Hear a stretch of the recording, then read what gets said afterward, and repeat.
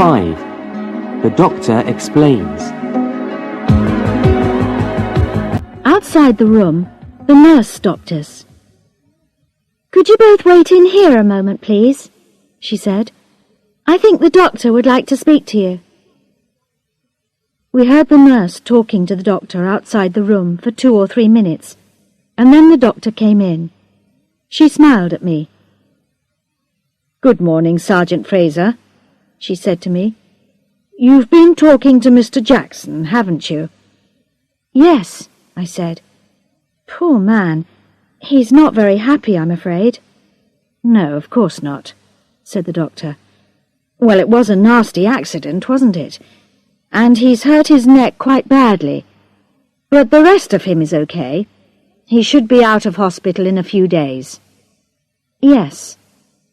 I looked at the doctor carefully. "Doctor, are you sure that he hasn't hurt anything else? His head, perhaps? You see, I don't think he remembers the accident very well.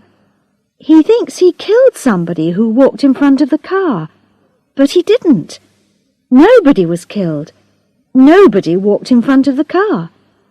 And he doesn't remember the second car at all." "Yes, I know," she said. "I wanted to talk to you about that. Of course, people do forget accidents. That's normal. They often don't remember anything about them. So I'm not surprised that he doesn't remember the second car. But it's very unusual to remember something that didn't happen." She stopped for a moment and looked at me thoughtfully. "So I thought, perhaps I shouldn't say this, but I thought you should know. Last night, this man had a small problem with his heart, a very unusual problem. For a few minutes, it beat very slowly.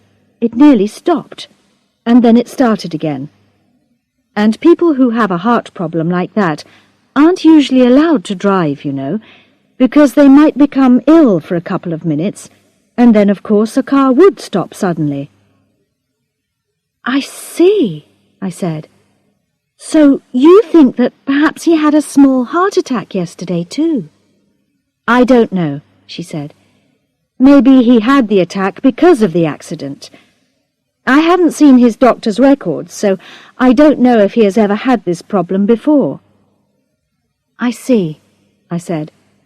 "Well, thank you, Doctor."